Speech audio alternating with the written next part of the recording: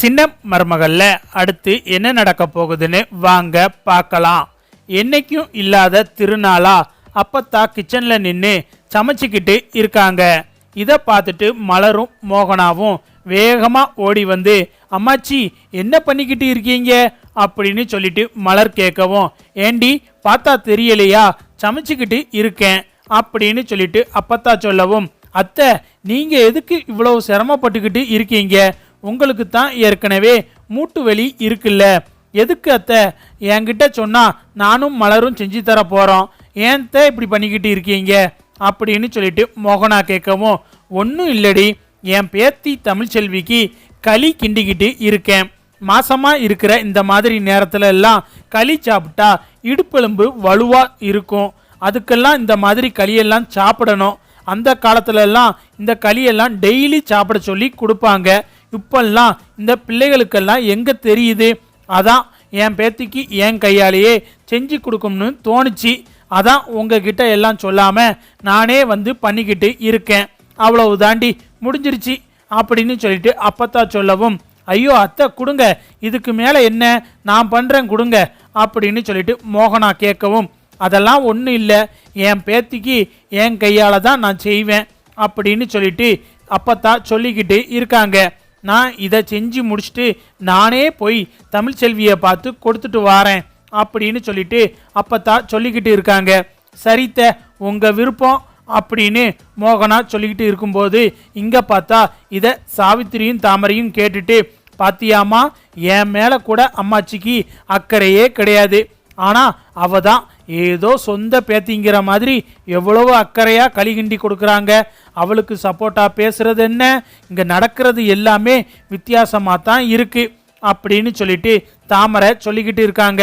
இந்த வித்தியாசம் தாண்டி நமக்கு கிடைச்சிருக்க சந்தர்ப்பம் அப்படின்னு சொல்லிட்டு சாவித்திரி சொல்லவும், என்னம்மா என்ன சொல்ற, இதில் என்ன சந்தர்ப்பம் இருக்கு அப்படின்னு சொல்லிட்டு தாமரை கேட்கவும், அதாவதுடி இந்த களியை கிண்டுறது யாரு அப்படின்னு சொல்லிட்டு சாவித்திரி கேட்கவும், யாரு அம்மாச்சி தான் அப்படின்னு சொல்லிட்டு தாமரை சொல்லவும், இந்த களியில தாண்டி கருவை கலக்கிற மருந்தை கலக்க போகிறோம், அதை கலந்து அந்த களியை எங்கள் அம்மாவே அவங்க கையால் கொண்டு போய் தமிழுக்கிட்ட கொடுக்க போகிறாங்க, அதை அவளும் சாப்பிட போகிறா, வயிற்றில் இருக்கிற கருவும் களைய போகுது, அவள் மாசமாக இருக்கிற காரணத்தினால தானே கோர்ட்டு இவ பக்கம் சாதகமாக எல்லாத்தையும் சொல்லிக்கிட்டு இருக்கு. சேது அந்த வீட்டுக்கு போக மாட்டேன்னு விடாப்பிடியாக இருந்தான், ஆனால் இவ மாசமாக இருக்கிற காரணத்தை வச்சு சேதுவை அங்கே வர வச்சிட்டா. எல்லாத்துக்கும் காரணம் அவள் வயிற்றில் வளர்கிற கரு தான், அந்த கருவை களைச்சா மட்டும் போதும், அவளை இந்த வீட்டை விட்டு துரத்திடலாம், கோர்ட்டு இவளுக்கு சாதகமாக பேசவும் முடியாது, விவகாரத்தும் ரொம்ப ஈஸியாக வாங்கிடலாம், அந்த கரு கலைக்கிற மருந்தை போய் சீக்கிரமாக எடுத்துட்டு வா அப்படின்னு சொல்லிட்டு சாவித்திரி சொல்லவும், தாமரையும் பார்த்தா அந்த கரு கலைக்கிற மருந்தை எடுத்துட்டு வந்து கொடுக்குறாங்க.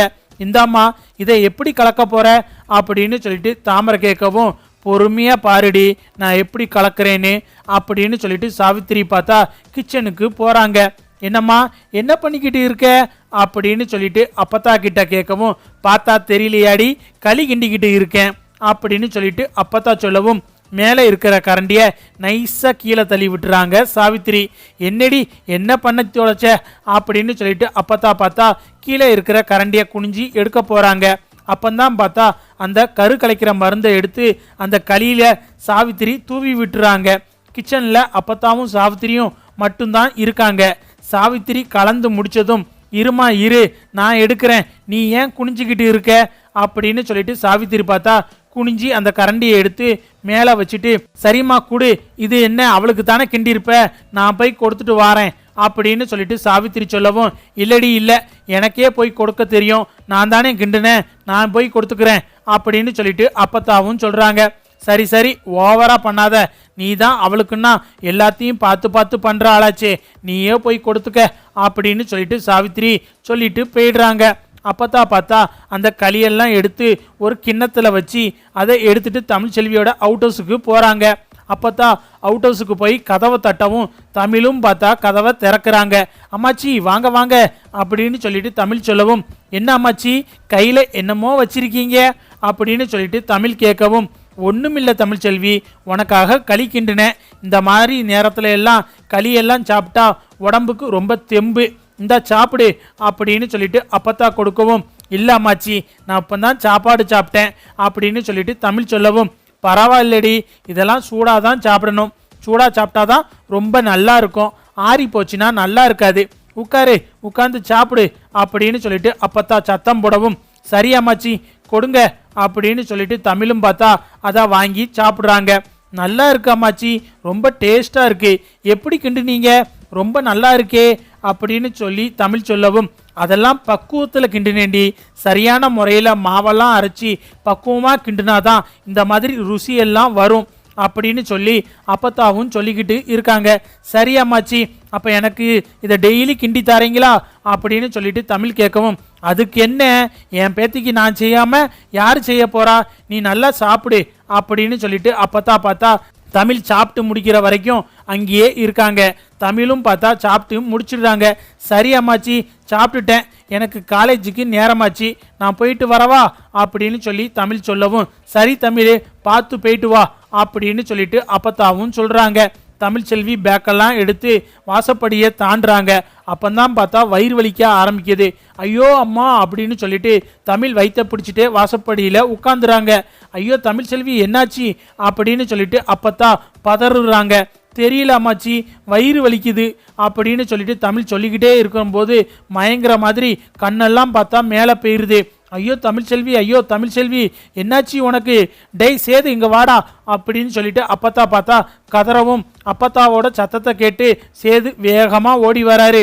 அப்பத்தா என்னாச்சு என்ன அப்படின்னு சொல்லிட்டு சேது கேட்கவும், தமிழ்ச்செல்வி வயிறு வலிக்குதுன்னு சொன்னாடா, மயங்கிட்டாடா, தூக்குடா, ஆஸ்பத்திரிக்கு தூக்குடா அப்படின்னு சொல்லிட்டு அப்பத்தா சொல்லிக்கிட்டு இருக்காங்க. சேதுவும் பார்த்தா தமிழ் என்னாச்சு, எந்திரி தமிழே அப்படின்னு சொல்லிட்டு சேதுவும் பார்த்தா தமிழை தூக்குறாரு. இந்த சத்தம் கேட்டு வீட்டில் இருக்கிற எல்லாரும் ஓடி வராங்க. மோகனா, மலரு, சாவித்திரி, தாமரை எல்லாரும் ஓடி வராங்க. எம்மா மருந்து வேலை செய்யுது போலவே அப்படின்னு சொல்லிட்டு தாமரை சொல்லவும், கொஞ்ச நேரம் அமைதியா இருடி, நம்ம பேசுறத யாரும் கேட்டுறக்கூடாது அப்படின்னு சொல்லிட்டு சாவித்திரி சொல்லிக்கிட்டு இருக்காங்க. போடி போ, ஆஸ்பத்திரிக்கு போ, வயிற்றுல இருக்கிற உன் பிள்ளை மொத்தமாக களைஞ்சிருச்சின்னு சொல்லுவாங்க, அதுக்கப்புறம் எப்படி நீ ஆட்டம் போடுறேன்னு பார்க்கலாம், எல்லாம் உனக்கு சாதகமாக நடந்துக்கிட்டு இருந்துச்சுல, இனிமே எப்படி உனக்கு சாதகமாக நடக்குதுன்னு பார்ப்போம் அப்படின்னு சொல்லிட்டு சாவித்திரி ஒரு பக்கம் சொல்லிக்கிட்டு இருக்காங்க. மோகனாவும் மலரும் பார்த்தா பதட்டத்தோட ஓடி வராங்க. அத்தை அத்தை என்னாச்சு அப்படின்னு சொல்லிட்டு மோகனா கேட்கவும், தெரியலையேடி, களி சாப்பிட்டு முடிச்சுட்டு காலேஜுக்கு கிளம்புனான்னு வாசல்ல விட்டு கீழே இறங்கினா, வயிறு வலிக்குதுன்னு சொல்லிட்டு வயிற்ற பிடிச்சி அப்படியே உட்கார்ந்தவ மயங்கிட்டா, வயிறு வலிக்கக்கூடாது இந்த நேரத்தில் ஆண்டவா அப்படின்னு சொல்லிட்டு அப்பத்தான் ஒரு பக்கம் புலம்பவும், என்னத்தை இப்படி சொல்றீங்க அப்படின்னு சொல்லி மோகனா கேட்டுக்கிட்டு இருக்காங்க. சேது வேகமாக வண்டியை எடுடா அப்படின்னு சொல்லிட்டு மோகனா, அப்பத்தா, சேது எல்லாரும் பார்த்தா ஹாஸ்பிட்டலுக்கு போகிறாங்க. இங்கே டாக்டர்கிட்ட பார்த்தா சேது கேட்டுக்கிட்டு இருக்காரு. டாக்டர் என்னாச்சு, வயிறு வலிக்குதுன்னு சொல்லிக்கிட்டே இருக்கும்போது மயங்கிட்டாங்க, என்ன டாக்டர் என்னாச்சு அப்படின்னு சொல்லிட்டு டாக்டர்கிட்ட பார்த்தா சேது கேட்டுக்கிட்டு இருக்காரு. அப்பத்தான் மோகனா எல்லாரும் பதட்டத்தோடு இருக்காங்க. அப்போ தான் டாக்டர் சொல்கிறாங்க, அவங்க சாப்பிட்ட சாப்பாட்டில் கரு கலக்கிற விஷம் ஏதோ கலந்துருக்கு அப்படின்னு சொல்லிட்டு டாக்டர் சொல்லவும், இதை கேட்டதும் பார்த்தா அப்பத்தாவுக்கு பேரடியா இருக்கு. என்ன டாக்டர் சொல்றீங்க அப்படின்னு சொல்லிட்டு அப்பத்தா கேட்கவும், ஆமாம்மா, அவங்க சாப்பிட்ட சாப்பாட்டில் கருவை கலக்கிற ஏதோ மருந்து கலந்துருக்க மாதிரி இருக்கு, அதனால தான் அவங்களுக்கு உடனடியாக வயிறு வலி வந்திருக்கு.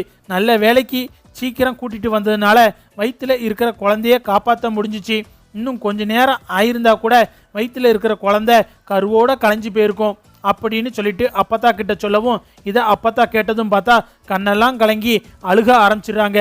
டாக்டர், என் பேத்தி தமிழ்ச்செல்விக்கு ஒன்றும் இல்லைல்ல அப்படின்னு சொல்லிட்டு அப்பத்தா கேட்கவும், அவங்களுக்கு ஒன்றும் இல்லை, அவங்க நல்லா இருக்காங்க, இப்போ சரியாயிடுச்சு, ஹாஸ்பிட்டலில் இன்னும் ஒரு 2 நாளைக்கு இருக்கணும் அப்படின்னு சொல்லிட்டு டாக்டர் சொன்னதும், சரி டாக்டர், என் பேத்தியையும் என் பேத்தி வயிற்றுல வளர குழந்தையும் எப்படியாவது காப்பாற்றி கொடுத்துருங்க அப்படின்னு சொல்லிட்டு அப்பத்தா சொல்லவும், சரி மேடம், பதட்டப்படாமல் இருங்க, எல்லாம் சரியாயிரும் அப்படின்னு சொல்லிட்டு டாக்டரும் போயிடறாங்க. அப்பந்தான் மோகனா அப்பத்தா கிட்ட கேட்குறாங்க, என்னத்தை டாக்டர் இப்படி சொல்கிறாங்க, நீங்கள் களியை கிண்டிட்டு போய் தமிழ்செல்வி கிட்ட கொடுத்தீங்க, அந்த களியில் எப்படி தான் கரு கலக்கிற மருந்து கலந்துருக்கும் அப்படின்னு சொல்லி மோகனா கேட்கவும், அப்பந்தான் சேது கேட்குறாரு, என்ன அப்பத்தா, என்ன நடந்துச்சு, அவ என்ன சாப்பிட்டா அப்படின்னு சொல்லிட்டு சேது கேட்கவும், ஒன்றும் இல்லடா சேது, அவளுக்கு நான் தான் களியை கிண்டி கொண்டாந்து கொடுத்தேன். அதை சாப்பிட்டதுக்கு அப்புறம்தான் அவளுக்கு வயிறு வலிக்குதுன்னே சொன்னான். எனக்கு ஒன்றுமே புரிய மாட்டேங்குது. நான் போய் எப்படிடா அதில் கரு கலைக்கிற மருந்தை கலப்பேன் அப்படின்னு சொல்லிட்டு அப்பத்தா சொல்லவும், ஐயோ அப்பத்தா, யார் இப்போ ஒன்று அப்படிலாம் சொன்னா, என்ன ஏதுன்னு விசாரிச்சு பார்ப்போம், நீ கொஞ்சம் பதட்டப்படாமல் இரு அப்படின்னு சொல்லிட்டு சேது சொல்கிறாரு.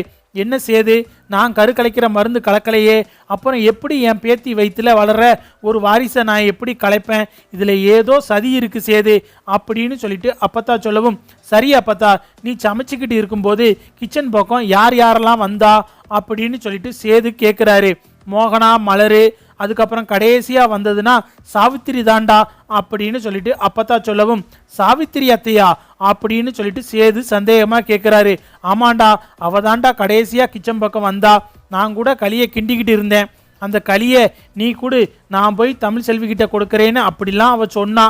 நான் தான் இல்லை, நானே போய் கொடுக்குறேன்னு சொன்னேன். ஆனா அவ எதுவுமே கலந்த மாதிரி எல்லாம் நான் பார்க்கலையடா அப்படின்னு சொல்லிட்டு அப்பத்தா சொல்லவும், நீ பார்க்காத நேரம் தானே அவ கலந்துருக்கலாம் அப்படின்னு சொல்லிட்டு சேது சொல்லவும், அதுவும் சரிதான்டா சேது, அவ இதெல்லாம் பண்றதுக்கு வாய்ப்பு இருக்கு. தான் மக கெட்டு போகாமலே கெட்டு போனவன்னு சொல்லி உனக்கு கட்டி வைக்க பார்த்தவ, அதனால அவ என்ன வேணாலும் செய்வா, எதையும் துணிஞ்சு செய்யக்கூடியவ தான் அவ அப்படின்னு சொல்லிட்டு அப்பத்தாவுக்கு பார்த்தா சாவித்திரி மேல சந்தேகம் பயங்கரமா வருது.